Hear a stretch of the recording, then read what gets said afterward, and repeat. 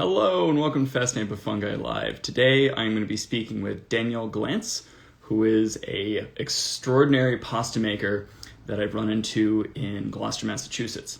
So she runs the business Pastio Via Corta. Hopefully I'm saying that right. But she makes some of the best pasta I've had anywhere in the world. No contest. She spends a lot of time going to Sicily every year and seeking out sort of specialty Italian ingredients and really getting to know some of the producers. And I think we're going to kind of go over some of her inspiration with pasta, where she's been in the culinary world, because she's been all over. She's been some really impressive places. And hopefully we'll spend a little bit of time getting into natural wine and fermentation and kind of moving around in that space. But I know she's busy because it's holidays and she's got a lot of stuff coming in, but hopefully we can get her for a little bit of time. And I think I saw she joined, so I'm going to put her on. So I'm really know that my parents are huge fans of hers, so I'm sure that they'll be watching. And this is just really exciting to get to talk to one of my food heroes. So, hello! Hey, what's Hi up? there. How are you doing?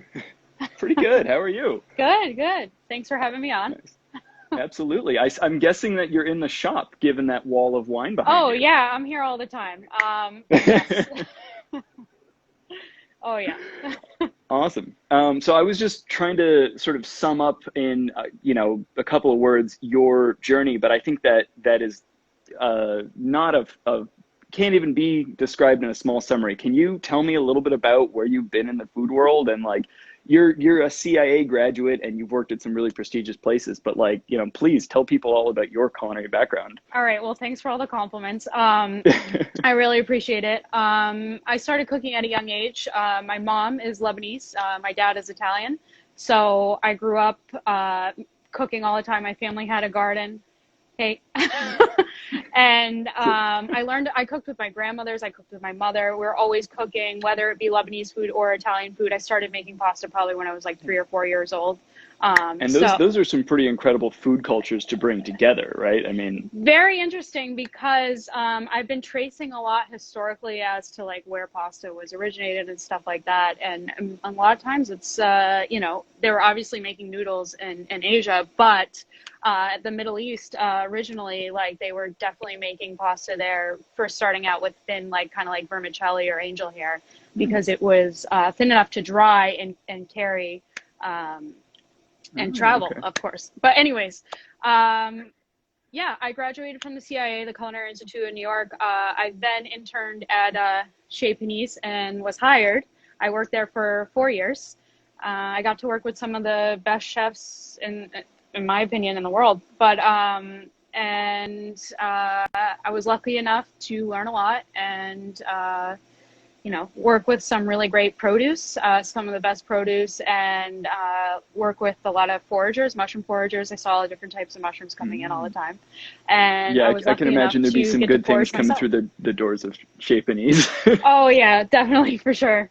So, I ended up, my family's from Massachusetts. I wanted to come home after living in the Bay Area for about 4 years. And I started working at a restaurant here in town, Short and Main in the Market, where I split my time up between the summer and the winter months, doing wood-fired pizza, changing the menu every day, focusing on seasonality, working with local farmers and foragers and things like that. It was a wonderful challenge here, especially in New England, trying to work with produce and stuff like that, and a lot of canning, a lot of preserving, freezing, all those things. Yeah. I was happy to say that about 95% of my menu was local food. About 3 years of doing that, I decided I wanted to open my own place. But in order to open up a restaurant yourself, you need investors and all sorts of stuff. So I said, you know what, I'm going to start small. I'm going to start with something that everybody enjoys, and let's start with pasta, but let's focus on really, really great wheat. Let's focus on, the mills that used to be here in the Northeast, that since there's only like very few now. Let's focus on the farmers growing wheat here. And so that inspired me to start the store and tell the story of wheat, because there's a little bit of a war on gluten and I want to end it. So. Yeah. I think it's been over vilified in a lot of ways. Have you ever watched the show Flavorful Origins on Netflix? I have not. Tell me about it. Okay, I think it's a Chinese show, but they've ported it to English, and Uh-huh. it has this incredible focus on particular ingredients, and they take these almost like pornographic macro shots of food as they're ripping it apart or stuff. But there was an episode in the third season that I just watched that was all about gluten. And I swear that episode must be so triggering to anyone that is not a fan of gluten, because they probably say gluten like 100 times, and they're like, "Oh, the Shaoshan people of so and so love gluten," and then they show like 100 different ways they're cooking just gluten, kind of thing. But Yeah. you I'll check are it out. one of the first. It's worth it. It's a good chef show, and they're only like 10 minutes long, so it's not a big investment. But you're one of the first chefs that I've ever really heard. A lot of people fetishize pasta. That's old. But not a lot of people put that much thought into what are you making your pasta out of. And I think that's gets to the core of what's important about Italian food, because usually it's pretty simple. You know, Yes. flour and water is not that complicated. Sometimes there's eggs, sometimes there's not. But the flour that you use, there's so much that goes into that. And I come from the world of wine, where we spend all year thinking about the vintage and the effects of the vineyard and the terroir and the microbes and the weather and all this stuff. And that gets translated into the wheat, your base material as well. And so really thinking about the varieties, the way it's farmed, and creating relationships with the farmers too. I love that I can come into your shop and you can tell me all about the wheat and what was in this pasta, where it came from and who made that. And I love that you have brought that focus to a place like Gloucester too, which when growing up, it seemed a little bit like a food desert. I mean, I think that's not giving it full credit, because there's a lot of good Portuguese and Italian stuff there. But like, I live in Napa, California, which is supposed to be one of the best food places in the world, and yet we don't have anyone making pasta like you. I order pasta from the East Coast so I can get your pasta here in Napa, which is supposed to be home of Italians. So. I have to say, there's not a lot of people making pasta in the way that I look at it. As you brought up the simplicity of Italian cuisine. Yes, totally. Less than 5 ingredients for sure. But the second thing, or I should say the most important thing that everybody forgets about, is that the importance of ingredient and sourcing that ingredient. And that's what makes the dish or whatever you're making so delicious. That's why when you go to Italy and you taste something, it's in season. It was made that day using the best olive oil, the best flour that you could possibly find. And then you're eating it and you're like, why can't I get this back home? It's like, well, wheat has been conventionalized. And I'm trying to bring it back to what it used to be. So I have 3 different mills that mill for me, all using the stone mill. Which means that the wheat is never, well, first of all, it's grown organically, so no pesticides or anything like that. But when it comes time to milling it, the wheat is not heat treated and never heated over 100 degrees. So what happens is you got all 3 parts in the wheat in there. You got the endosperm, you have the germ, and you have the bran. So the flour is alive. Now, not many people look at flour as a fresh product, but everywhere else in the world, flour is fresh. You have 6 months to use it because the germ's inside if you properly mill it. But since wheat's been conventionalized, it's been heat treated. And additives have been added to it to stabilize it on the shelf. So what a lot of people don't realize is that when you go to the grocery store and you buy a bag of flour, that flour could have been milled 2 years ago. You know what I'm saying? So you're buying old flour, first of all, tasteless. And a lot of the not flour to mention it's been bleached out and filtered and whatever. All that stuff. But the other important thing is that a lot of 99.5% of the flour or products that you're eating with flour in it, gluten, those products are not organic, number one, not grown organically. And number two, they don't contain the bran or the germ. It only contains the endosperm, and that's the starchiest part of the wheat. That's the hardest part we have digesting. You need all 3 parts to digest properly. So because you have some exogenous enzymes that are coming in, and maybe even some stuff from the microbiome, spores, bacteria, things that live on wheat and might help you actually digest this stuff. So it's a lot like people think about Michael Pollan talking about the sourdough being the thing that would help us ferment food before we got to it, and that's sort of made it a little bit more nutritionally accessible. And I think there's something you're saying in there, that you have raw flour, so there's real enzymes, there's bacteria coming in, and it's going to make it more digestible, not necessarily because it's been fermented, but because that happens in your body. It's part of how we process it. So that's cool. Yeah, it's really neat stuff. So Yeah, no, I mean, and I think you mentioned seasonality, and it's funny because in California, it's really easy to say, "Oh, we eat seasonally. It's all farm to fork," and you're like, "Well, yeah, you got it easy in California. You can grow anything all year round." I just put in a winter garden, and then my dad was here last year around this time, Yeah. and he was all giddy because he was like, "Oh my God, I've never planted a winter garden. That's not a thing we get to do in New England." So he No, had a it's grand not. old time digging up my garden beds and laying seeds in. And I was a little more lazy about it this year, but I did eventually. I was like a week ago, I put some seeds in the ground. I was like, it's the middle of December, and here I am expecting to see shoots in a couple of days. Like that's a weird thing. Um, Yeah. but in New England, seasonality is not this like all the time thing. It is very much a bell curve, and that's the way I look Yes. at a lot of seasonality. And we talk about that in wine too. Is when you're trying to capture the essence of something at its peak, is you have to hit it at the top of that bell curve. If you hit it too early or you hit it too late, it's going to be underripe or overripe. And at those points, you lose the distinctiveness of the product. So part of what you're doing in capturing seasonality is you get up to the top of that bell curve and you're maximizing the impact of the flavors and what you're saying, the simplicity of food shines through when you get stuff at the top of that seasonal bell curve. And I love too that at your shop, you're capturing things in terms of preserving and getting things that have been preserved at that peak freshness. And that's how you're able to bring some of that seasonality all year round, even though, it's New England. Oh, totally. I mean, what's interesting is since I moved here it's almost been about 8 years. Hmm. The same farmers I've been working with, they're our age, right?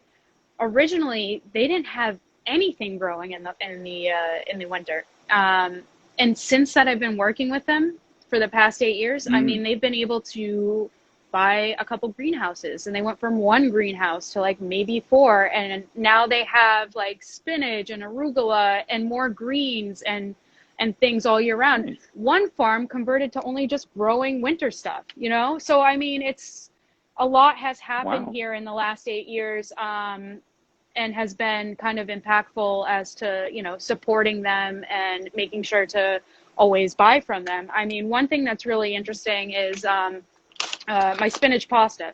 So a lot of people, it's going to shock you, use spinach powder in their pasta, okay? Or they use like Doesn't frozen surprise me. vegetable things or whatever to dye their pasta and all sorts like that. Whatever. So if you see like fresh like green spinach in my case, that means that week I was able to get spinach. But if you don't, like that means we're not making spinach pasta. And I think like some people have a hard time understanding that. I also don't flavor my pastas with like lemon or basil or like anything like that because I don't want to cover up the flavor of the wheat. Number one, I want you to Right. taste what you're having. So if we do make a spinach pasta, that spinach is harvested that morning, comes into my shop, we process it, okay, and then it's made into pasta immediately. You know what I mean? It's so cool, like to be able to do something like that. And people are like, when they taste the spinach pasta, they're like, it actually tastes like spinach. And I'm like, Tastes like yes. spinach, yeah. Because it's made with real spinach, and that's amazing. Yeah. Can you talk a little bit about? I mean, so I'm a food nerd, so you say Chez Pannise or Alice Waters, and Yeah. my eyes go googly, and I say, "Whoa!"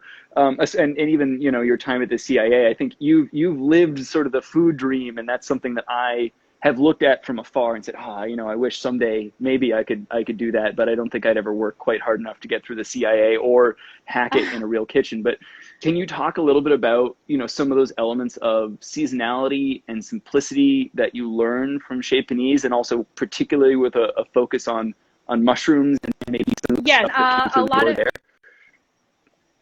sure. Yeah. I mean, we had a bunch of different farms that were growing for us at Chez Pannise.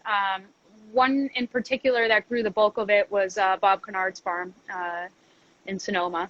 And Bob grows everything kind of crazy. There's weeds everywhere. You're kind of like stumbling through. You're like, what is this? Oh, there's artichokes over there. Okay. Like he's very like into growing like that, everything all over the place. So it's cool because the first year I was there, I remember I only was working there for about 2 months, and they have these farm parties every year at Kennard Farm, Nice. and it'd be like this big party, and everything was harvested that day, and they cook everything over the fire, and it was just simple. It's extra virgin olive oil and salt. It's like a joke. Olive oil and salt, put it in the oven. Or like, cooking over a live fire. I learned how to, work with fire. I can't cook in a stainless steel kitchen anymore. It's not intriguing to me whatsoever. I don't want to do it. I can't imagine cooking the same menu every single day. Like, how are you supposed to do that? I have menu ADD because of Chez Pannise. The menu, if you work in the cafe, the menu changes twice a day, every day. Okay. Wow. So you have the AM crew and the PM crew prepping for the cafe. And then if you work down in the restaurant, it's once a day the menu changes because they're only doing dinner service and you're only doing 100 covers. So it works a little different there. There's a little bit less people working. There's about 5 cooks that work a night, and you're each assigned a specific dish, and you start it at 2:00 and you got to have it ready by 5. So wow. It's not and you just bang that easy. dish out all night long, basically? Exactly. And you have to time it so that you're not messing the other person up on the other station. But it's like first course, second course, third course.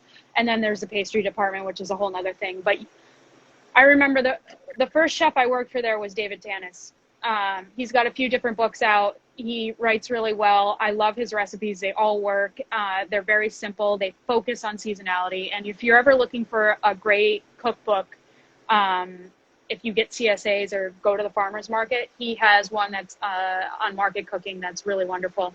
But needless to say, the first 2 weeks at Chez Pannise, I spent touching figs and touching tomatoes and separating them out from not ready yet, perfect, overripe, and feeling, he made me literally feel vegetables and fruit. And I know that sounds crazy, but it taught me so much. And I can literally pick you out the perfect tomato and slice it right there. That is the perfect ripeness. And that's so the thing. You can go to a farmer's market and just like feel around blindly and be like, this one, I know this one.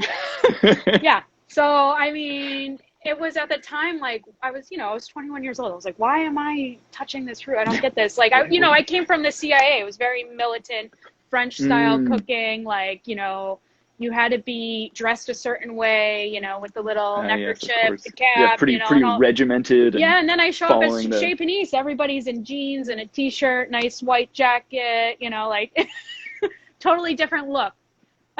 Totally different look.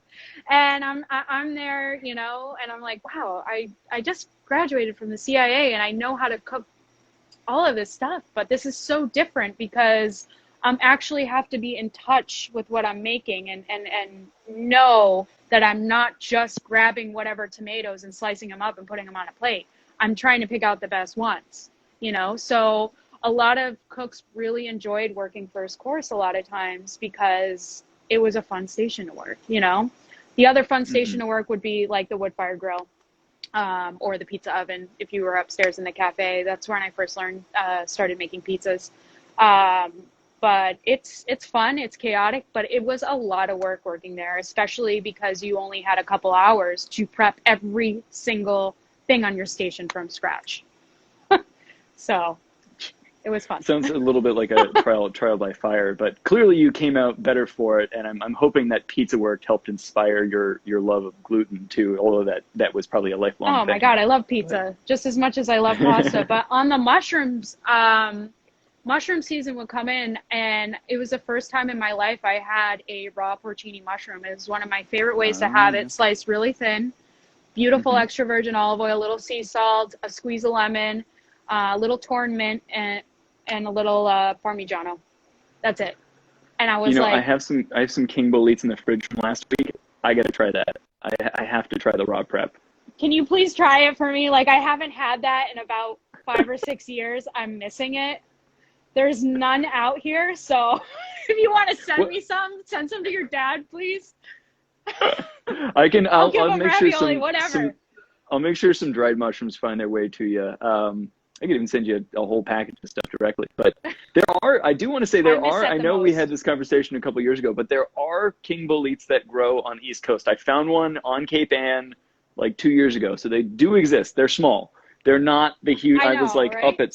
up at on the coast last week, and all the porcinis I were finding were like bigger than my head because it had rained about 3 weeks ago, and there was no rain since then. So the porcinis were absolutely perfect. They were massive, like several pounds a piece, and completely bug free, which is probably like a dream for a chef. But definitely a dream.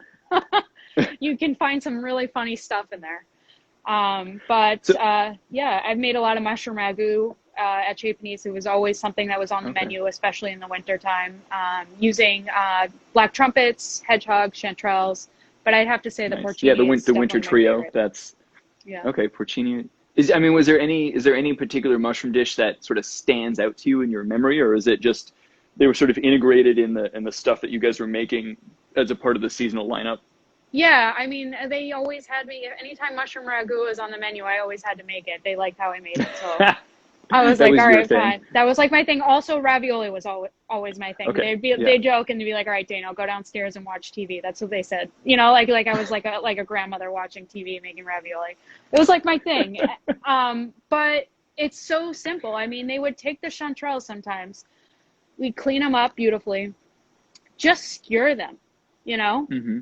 Olive oil, sea salt, and then grilled on the fire like that with some roasted squab or quail. I mean, it's nothing crazy. I mean, sometimes you can add a little bit of like sherry vinegar or something like that, or, you know, but the simplicity of it and the mushroom foragers that were coming in were bringing in the most beautiful things, you know? So they were very picky. I'll bet. So you told me that you did have a chance to go out with some of the foragers at some point and maybe like tool around the East Oakland Hills or somewhere, you know, where you're allowed to forage potentially. So, you know, I'm an East Coast girl. So I was telling you earlier, while I was at the CIA, I was broke. So I needed to make some money in the springtime. So I used to forage for ramps and morels. And so I learned really quickly. I feel like the morel was probably the easiest one for me to learn how to forage because the fake one is pretty easy to spot out. So I did that. And so when I went out to California, I had no idea what to, I mean, king boletes kind of freaked me out, kind of foraging by myself. I don't know why. But well, there's a lot of bolete lookalikes, and king boletes are, you can distinguish them, but it takes a fair bit of experience to know that they're different from all of the other kinds that are out there. So. Sure. So I went out with a couple of the chefs or a couple different cooks that had gone out before, and I learned a lot. Found some black trumpets, found some chanterelles. That was really fun. I really enjoyed doing that. I wish I could do that more here, but. Well, summer is the season. That's definitely, you know, I was regretting not being able to make it back to the East Coast and get to mess around on Cape Ann. But next summer, remind me, and I'll send you GPS to hopefully a really nice shanty spot that's not too far away. That would be awesome. I would love that. That would be actually. Speaking of which, that reminds me, because last time I was home, I had this I don't know last time, but I had this massive shanty harvest a couple summers ago from the spot that I'm talking about. And it was the first time that I'd ever been anywhere where you could walk and you would have a hard time not stepping on a mushroom. There were so many chanterelles, the forest floor was just orange.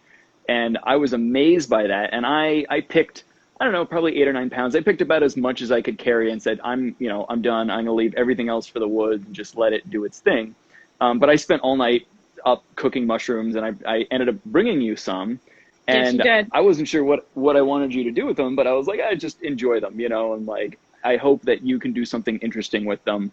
And then I found out like a day later that you'd gifted them to somebody who did something interesting. Can you say who you gave them to? Yeah. So it happened so that you dropped them off on a day where I had to finish work and get out of here early because my friend, Chef Barbara Lynch, I don't know if many of you know who she is, but she has like 7 restaurants in Boston. She's a big deal in the food scene. Time 100 most influential women, you know, like it's so, she's a good friend of mine. She needed some help cooking dinner. So you brought me those chanterelles.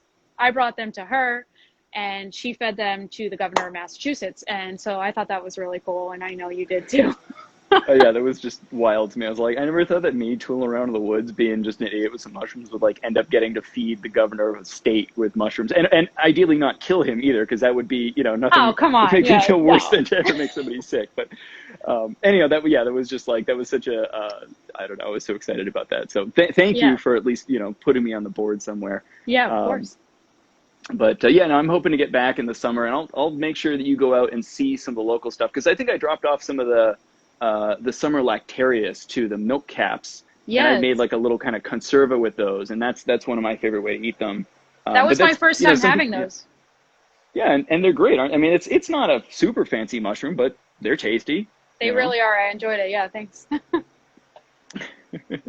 um, so I guess I want to ask you a little bit about, because I know you have to go, you have some time restraints, but I want to ask you quickly about your trips to Italy, some of the stuff you find there, and then lead that into talking a little bit about wine and like all that cool natural wine behind you. So what has motivated you to get to Italy and find like the world's best olive oil and anchovies? And I, go into your store and I want to buy everything, but my pockets aren't deep enough yet, at least. So. Well, it's another reason why I started the store. I got tired of seeing a lot of fake Italian products on the market, I also had the urge to learn more about extra virgin olive oil, tomatoes, and the wheat. It's just all like I am constantly learning. I feel like I'm constantly a student. So I decided to start making trips over to Italy a few years ago. I closed the store February, March. I work really hard all year round, so don't think like it's kind of like a busman's holiday. I don't know what that means, but someone told me that. I guess it's a generational thing.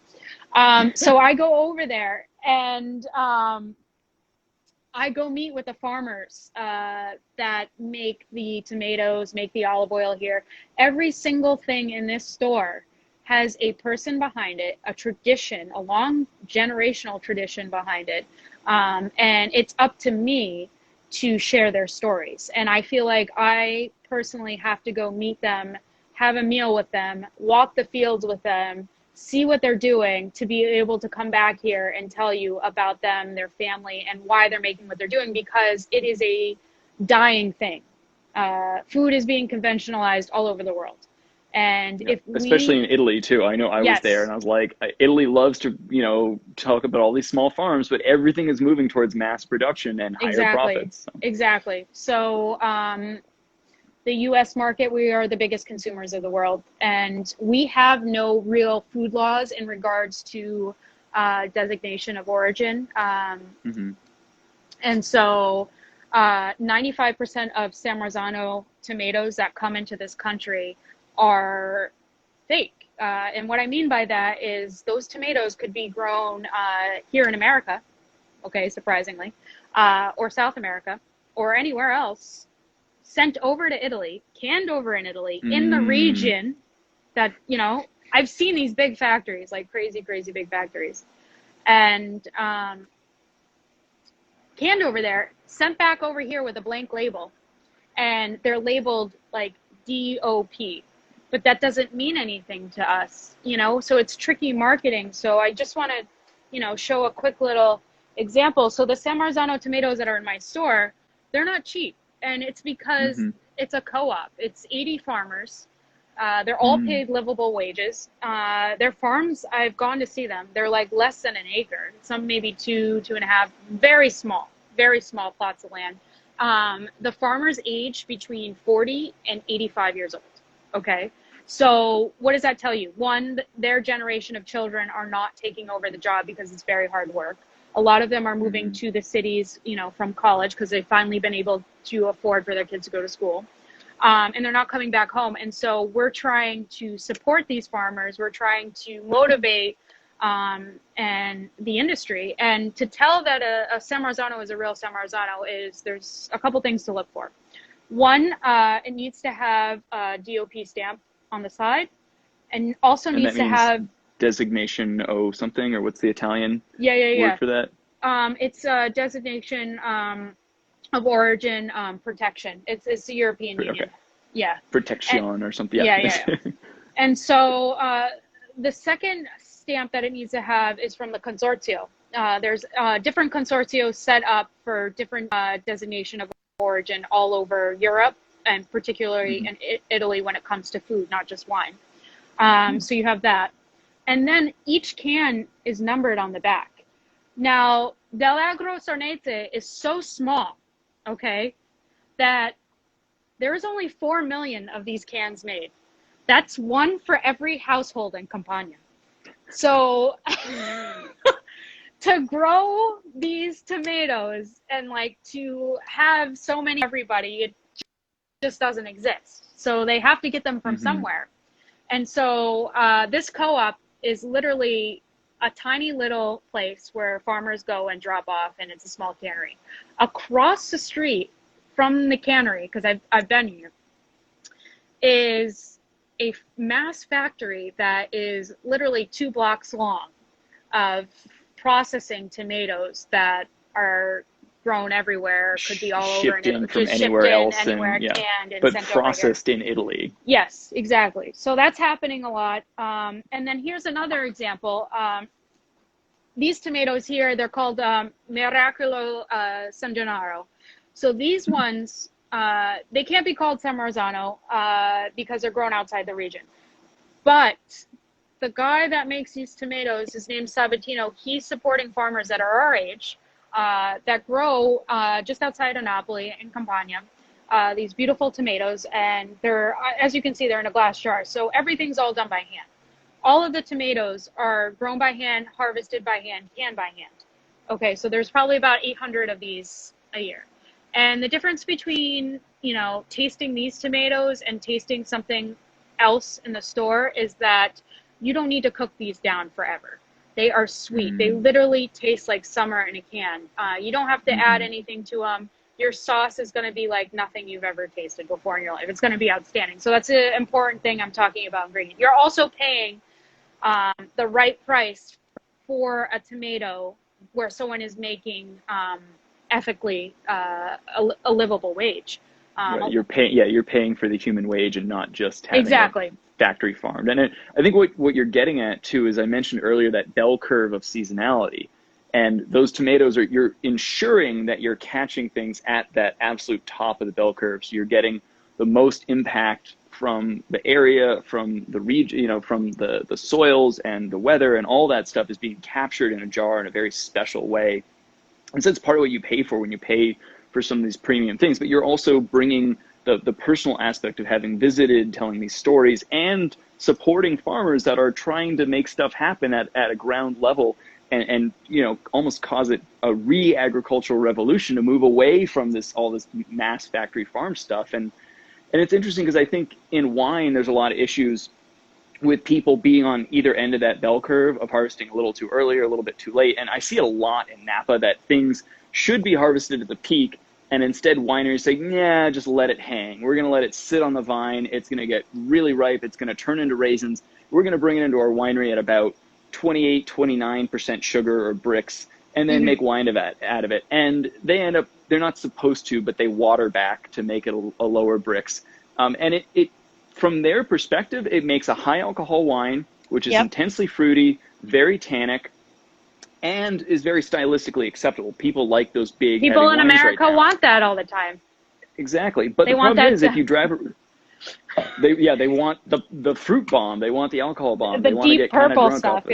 Yeah. Exactly. It's something that stains your teeth. But the problem is, you drive around Napa and you go from winery to winery to winery, and you try their wines, and they all taste the flippin' same. I know. And you go into every winery, and they twist their nipples and say, oh, isn't it so great how good our terroir is? And you're like, everything tastes the same. It's just alcoholic. And so there's not a lot of wineries that are taking the work to get things at the peak. And I was lucky enough to work at Opus One, where I think they put a lot of focus into that particular metric of when do we harvest things at the peak. And that's part of how they justify the cost of their product in a similar kind of manner.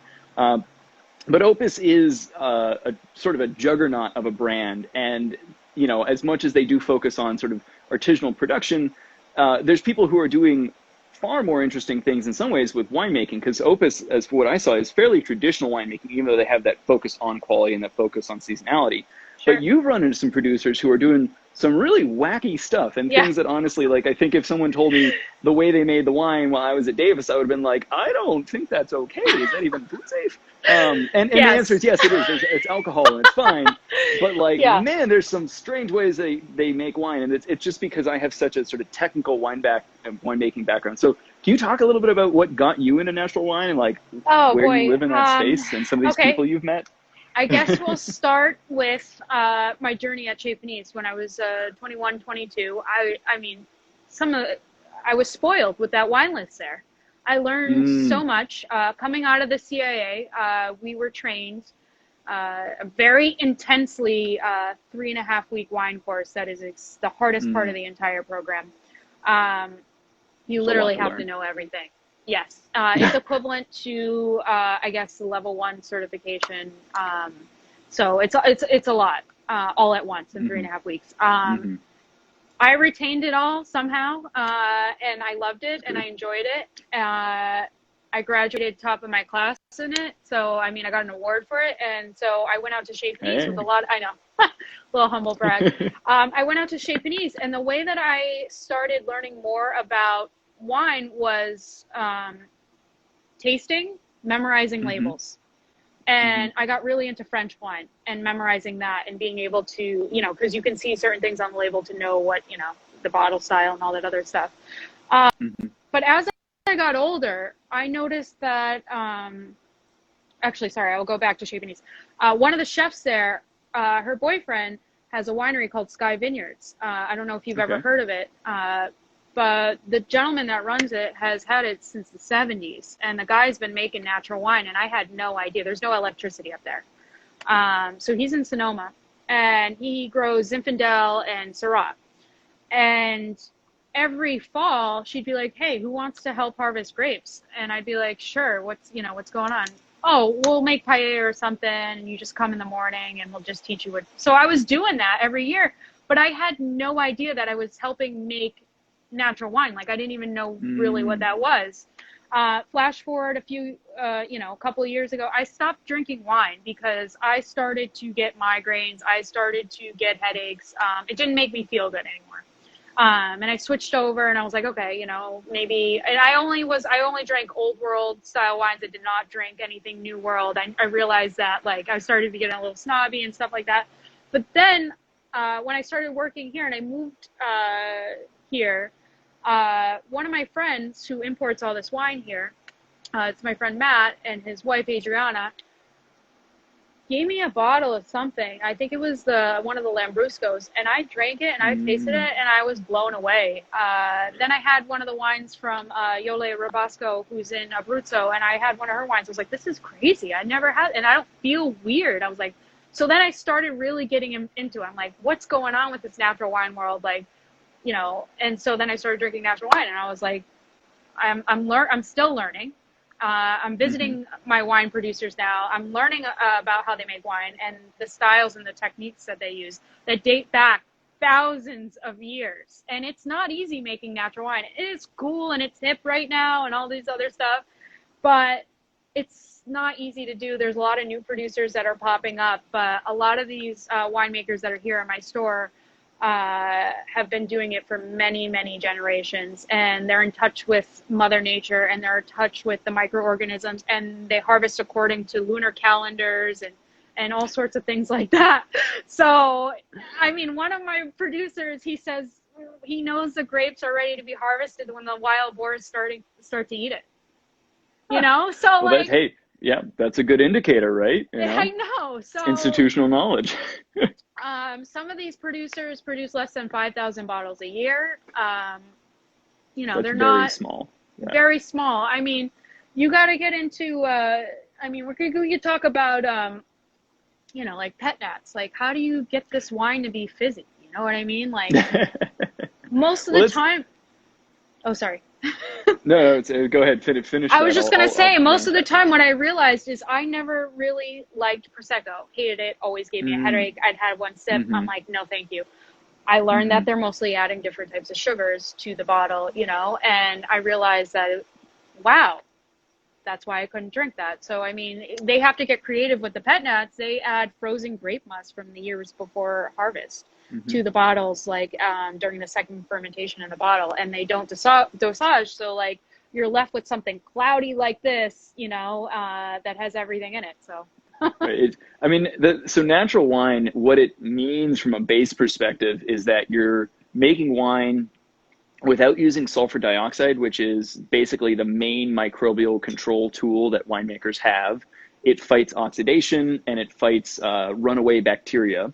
Sure. And so adding SO2 is pretty much the biggest tool that modern winemakers have, and natural winemakers are going in without that tool in hand.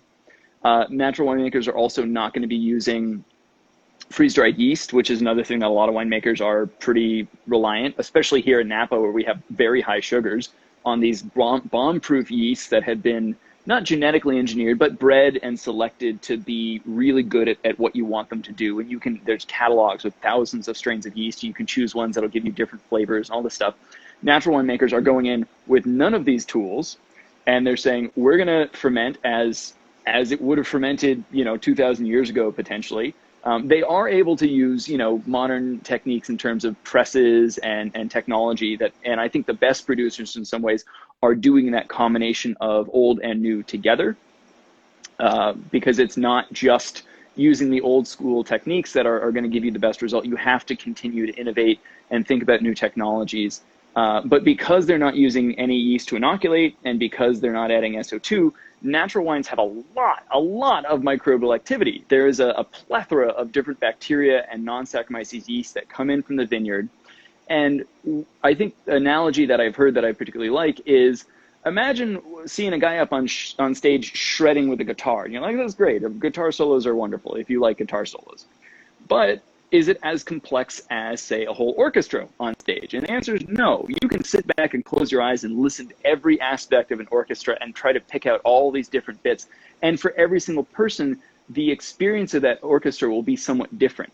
But it's all in contrast to like a single guy shredding on guitar, which is kind of a singular experience. You can't really get away from that, just the guitar being the noise. And that's kind of the difference of fermenting with one single yeast that you've inoculated with versus this plethora of sort of the natural microorganisms that are coming into it. And you're getting a lot of different secondary metabolites and end products, aromatics that go into the wine and increase that complexity and really change the way that you perceive it, not just from a smell point of view, but even from like a mouthfeel point of view, and the different aromatic compounds that stack on each other to sort of co-affect the way that your system is perceiving those things. So there's a lot of complexity there in natural wine. And I think the hardest part is keeping it good, because again, SO2 is the thing you add at the end of fermentation, protect against oxidation and against spoilage of other organisms kind of doing their thing in the wine.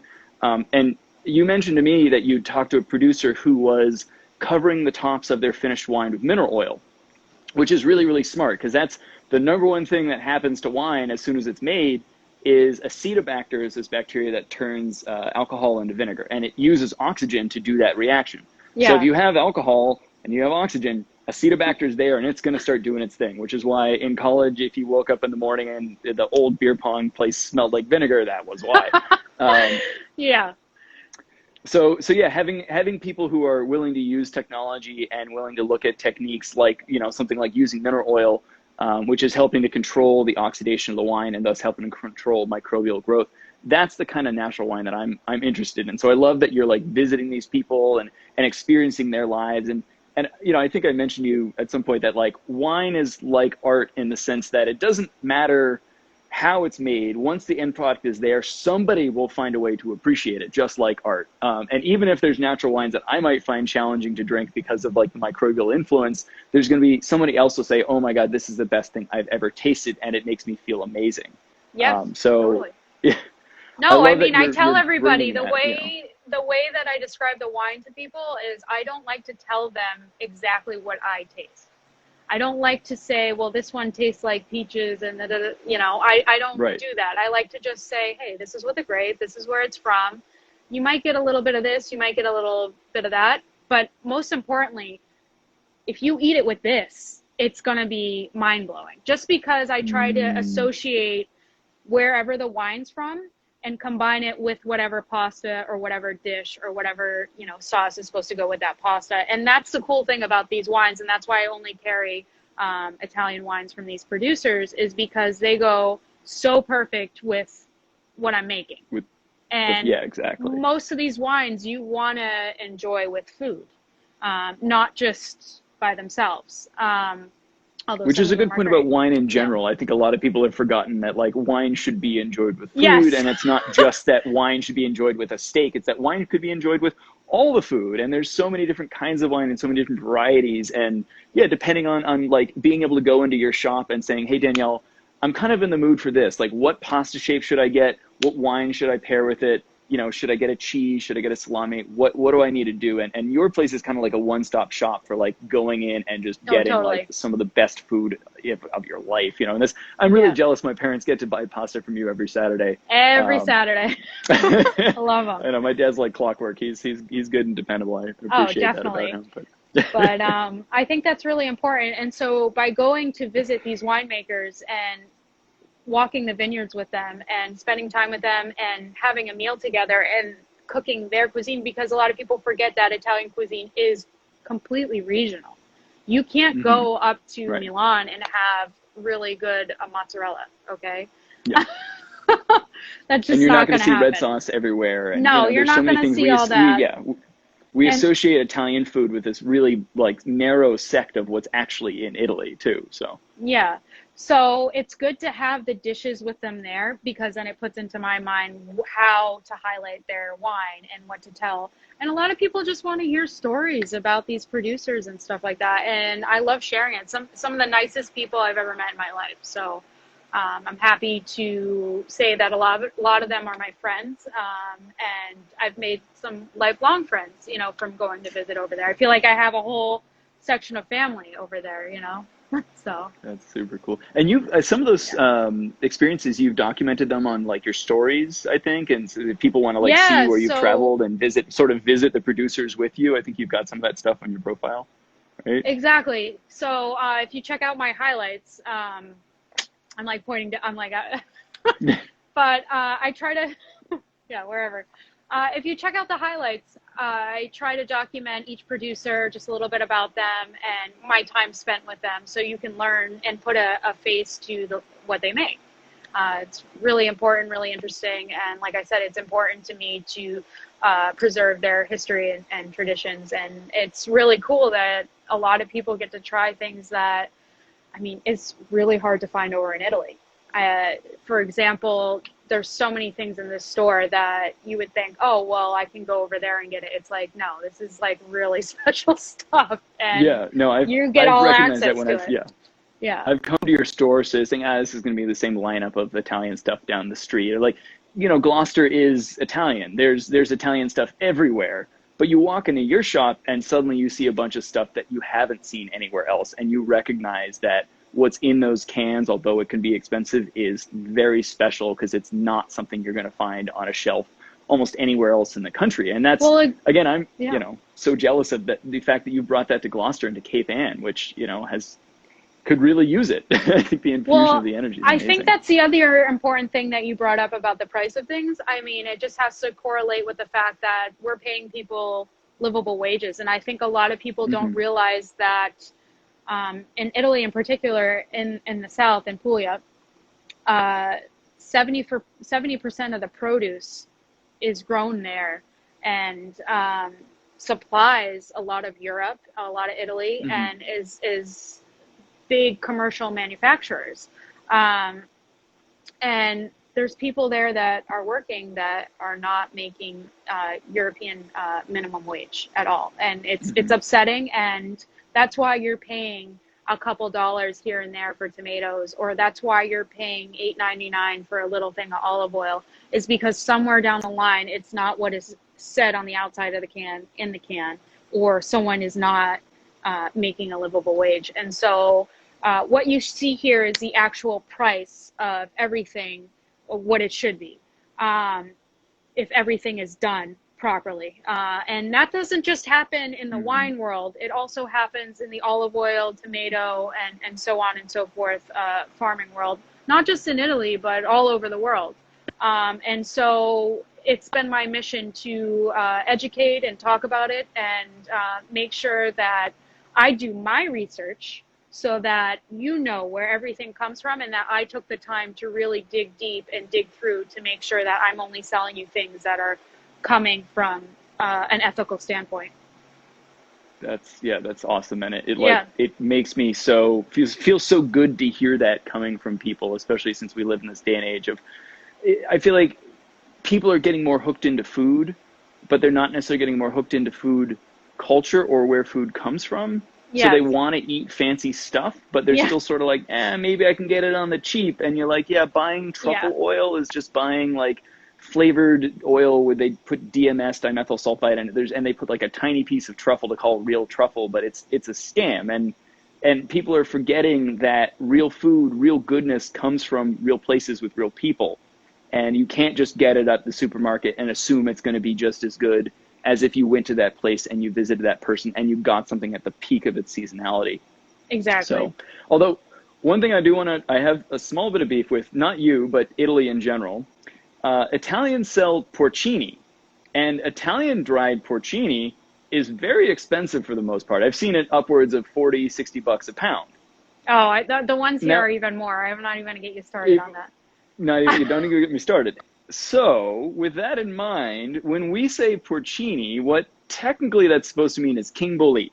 So that's Boletus edulis, and that grows worldwide. It definitely grows in Italy. There's lots of it.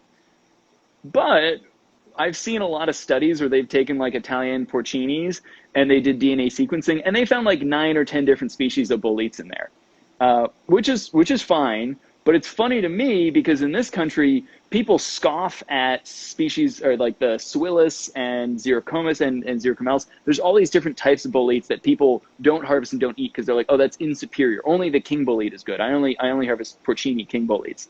And yet in Italy, they harvest all of them, dry them out, and then powder them and call it porcini. And then they all have a fairly similar flavor to some degree. As you dry out boletes, they get that really deep, delicious umami flavor.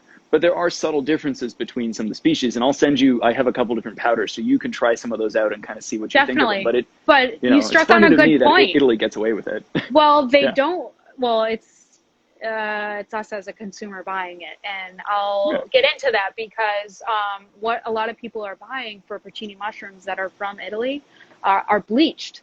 And so if you see a really white one. dried porcini, I mean, that's just, it's most likely been bleached. They don't come white. They're brown when you dry them. Yeah, so sure.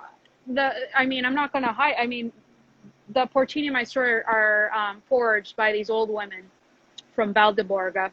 It's up north, kind of like very high elevation up in the mountains. I mean, these women are like in their 60s, 70s, and 80s that go and do it. That's legit. I know. And they spend a lifetime doing it. You know it pretty well. They hand cut, and then they, do everything all by hand in the dehydrator and stuff like that. And the flavor is ridiculous. But a lot of people look at them and they're like, oh, $125 a pound. Like, that's a lot. But just a very small amount. Yeah, it goes $3 or $4 $4. You know what I mean? So it's like crazy to look at a pound. A pound's like, like this much. It's a lot. It's enough for a year. Plus, I don't know what someone's doing with all of that. But the thing is from what I know, and luckily I learned from foraging porcini out in California, just things to look for to see if there's like little resemblance of any worms or any insects in there, because that is an imperfection. And I think a lot of people are buying porcini mushrooms that are dried that may have had insects in them and things like that.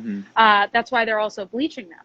I mean, just like the tomatoes, there is kind of like the issue with porcini mushrooms. They're like, it's a trigger word. It's a top seller, just like a black truffle and stuff like that. And most people like you and I, we go above and beyond to research whatever it is that we're buying. Most people don't, so they don't know that why you're paying X, Y, and Z for what it is, So, right. But it's a good point you brought up about the porcini mushroom. But I can say that these are very special, and are coming from a really cool source. That's why they are, and it's kind of they're IGP, so they're protected under.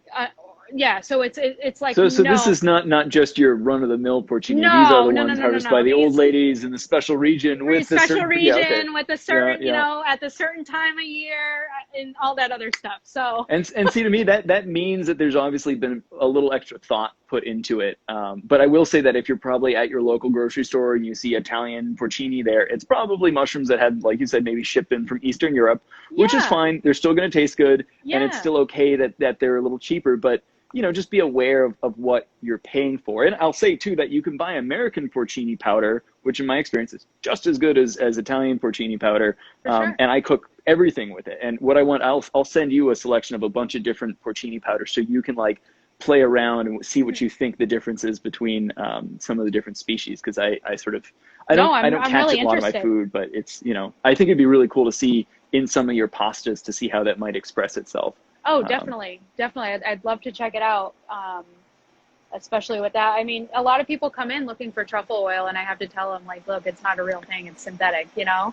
And I try to give them another option. I'm like, here, buy like $3 or $4 worth of porcini. If you have a spice grinder, grind them up, make your own powder, and mix it with a little sea salt, and put that on things. And your mind's going to be blown, and you're going to get all the So all that umami, so much good stuff there.